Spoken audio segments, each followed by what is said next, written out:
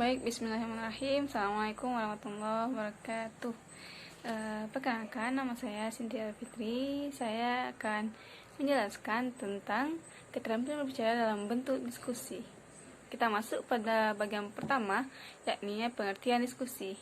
Diskusi adalah pertemuan ilmiah untuk bertukar informasi atau pemahaman mengenai suatu masalah atau polemik yang dilakukan sekelompok orang yang membahas suatu topik yang menjadi perhatian umum di hadapan khalayak, pendengar, atau penonton. Khalayak diberi kesempatan untuk bertanya dan memberikan pendapat. Baiklah, selanjutnya langkah-langkah berdiskusi. Menurut Surya Subroto, langkah-langkah pelaksanaan diskusi sebagai berikut. Yang pertama, guru harus mengemukakan masalah. Baiklah, di sini guru harus mengemukakan masalah yang akan didiskusikan dan memberikan pengarahan seperlunya mengenai cara pemecahannya. Dapat pula pokok masalah yang dapat didiskusikan itu ditentukan bersama-sama oleh guru dan siswa. Yang kedua, dengan pimpinan guru, para siswa membentuk kelompok-kelompok diskusi. Yang ketiga, para siswa berdiskusi dalam kelompoknya masing-masing, sedangkan guru berkeliling dari kelompok satu ke kelompok yang lain. Yang keempat, kemudian tiap kelompok melaporkan hasil diskusinya. Nah, hasil-hasilnya dilaporkan itu ditanggapi oleh semua siswa, terutama dari kelompok lain. Guru memberikan ulasan atau penjelasan terhadap laporan tersebut yang telah dilaporkan oleh siswa sendiri. Yang kelima, akhirnya para siswa mencatat hasil diskusi dan guru mengumpulkan laporan hasil diskusi dan dari tiap kelompok sesudah para siswa mencatat untuk dokumen kelas. Baiklah, di balik diskusi pasti tentunya ada hambatan diskusi. Yang pertama, adanya sebagian siswa yang kurang berpartisipasi secara aktif dalam diskusi, acuh dan tidak ikut bertanggung jawab terhadap hasil-hasil diskusi. Yang kedua, sulit meramalkan hasil yang ingin dicapai karena penggunaan waktu yang terlalu panjang. Yang ketiga, para siswa mengalami kesulitan mengungkapkan ide-ide pendapat mereka secara ilmiah dan sistematis. Dari faktor penghambat di atas, dari pihak siswa tentu sudah jelas persoalannya. Mereka memang sedang belajar dan latar belakang mereka jelas berbeda. Itu adalah tugas guru untuk membimbing mereka melalui berbagai macam peran. Tempat duduk diskusi. Yang pertama, format huruf U. Boleh dilihat, format ini dapat digunakan untuk berbagai tujuan. Para peserta didik dapat melihat guru atau melihat media visual dengan mudah dan mereka dapat saling berhadapan langsung satu dengan yang lainnya. Selanjutnya kita masuk ke bentuk lingkaran. Para peserta didik hanya duduk pada sebuah lingkaran tanpa meja atau kursi untuk berinteraksi berhadap-hadapan secara langsung. Sebuah lingkaran ideal untuk berdiskusi sekelompok penuh, sedangkan ruang yang cukup sehingga Anda dapat menyusun peserta didik menyusun kursi-kursinya agar terbentuknya tempat diskusi yang efektif. Lanjut, bentuk diskusi kelompok untuk kelompok. Selain ini memungkinkan kita untuk melakukan diskusi fishbowl atau mangkuk ikan, atau untuk menyusun permainan peran, berdebat, atau observasi aktivitas kelompok. Oke, selanjutnya kita masuk ke bentuk workstation. Susunan ini tepat untuk lingkup tipe laboratorium, atau dimanapun setiap peserta didik duduk pada tempat untuk mengerjakan tugas seperti mengoperasikan komputer, mesin, melakukan kerja laborator tepat setelah didemonstrasikan. Selanjutnya, breakout groupings.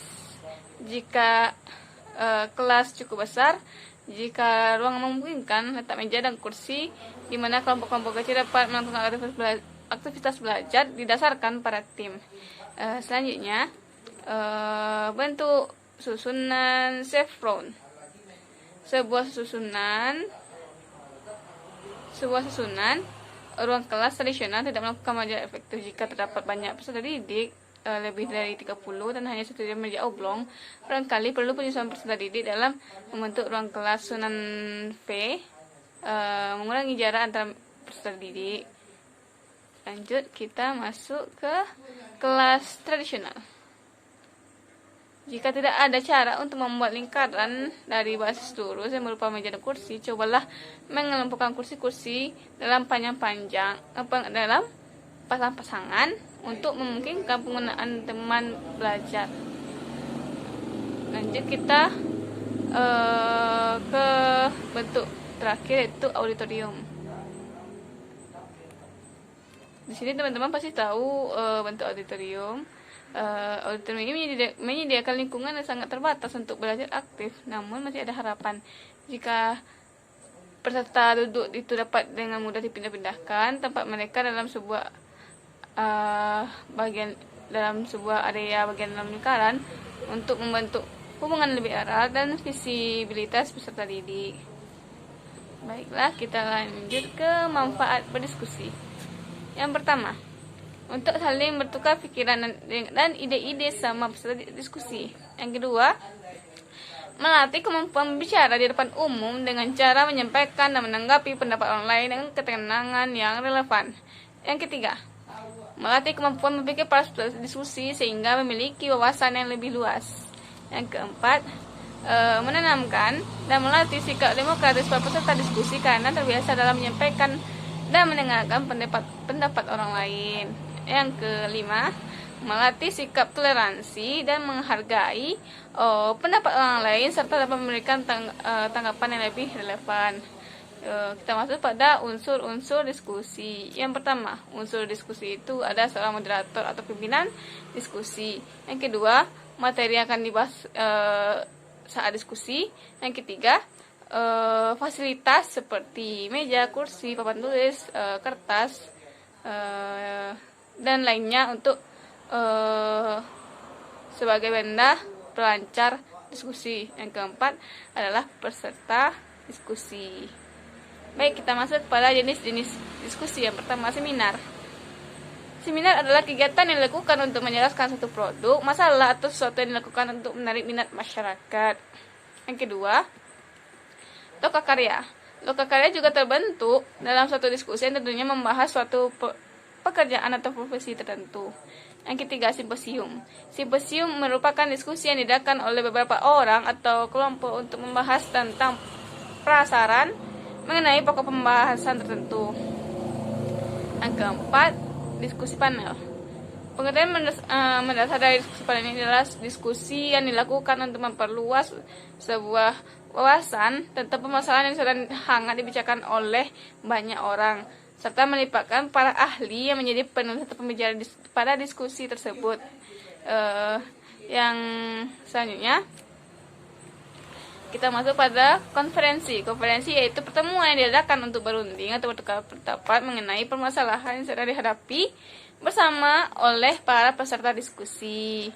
Selanjutnya, diskusi pleno merupakan diskusi kelompok yang sudah terjadi. Diskusi pleno ini dilakukan untuk melaporkan hasil diskusi sebelumnya untuk kemudian ditindaklanjuti masalahnya.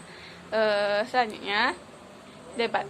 Debat sering terjadi di hampir setiap diskusi karena setiap orang yang merupakan pendapat tertentu memiliki pandangan dan pendapat yang berbeda-beda di setiap sesuatu yang akan dibahaskan dalam debat tersebut. Lanjut pada kongres. Kongres biasanya dilakukan oleh para pelaku politik atau wakil dari satu organisasi. Tujuan yang dilakukan ini adalah untuk berpikir dalam pengambilan keputusan. Selanjutnya, forum diskusi. Forum diskusi atau wadah atau tempat yang dilakukan oleh para peserta diskusi untuk menggabungkan beberapa dialog tertentu. Biasanya terdapat demokrasi yang tinggi pada sebuah forum diskusi tersebut. Selanjutnya, diskusi kasualis. Diskusi ini bentuk dari suatu penelitian, dari suatu permasalahan yang konkret yang mengandung beberapa jalan keluar. Biasanya diskusi ini dilakukan untuk mencari jalan keluar secepatnya. Kita masuk pada praktek diskusi. Yang pertama, persiapan diskusi. Pada diskusi kita harus mempersiapkan bahan diskusi, persiapan personal, dan persiapan ruangan. Yang kedua, pemimpin diskusi. Pemimpin diskusi harus fleksibel. Ada beberapa norma diskusi, yaitu yang pertama, memegang kendali diskusi. Yang kedua, membuka diskusi secara resmi, memberikan kesempatan berbicara secara urut, menentukan lamanya berbicara, tidak boleh mengubah tema, memberi kesempatan berbicara kepada pembicara, selalu menjaga kesesuaian pembagian dengan tema, merangkum diskusi di bagian akhir setelah pembicara selesai. Proses diskusi yang pertama, yang proses ini termasuk bagian 3 dari praktik ya. Dan bagian-bagiannya yang pertama, perkenalan dan ucapan selamat datang. Yang kedua, pengantar isi dalam diskusi. Yang ketiga, menciptakan suatu situasi saling percaya. Yang keempat, penjelasan tentang jalan diskusi. Yang kelima, diskusi. Yang ketujuh, rangkuman atau kesimpulan. Yang kedelapan adalah penutup. Baiklah, itu yang dapat saya sampaikan. Terlebih dan kurangnya saya mohon maaf. Saya sudahi dengan Assalamualaikum warahmatullahi wabarakatuh.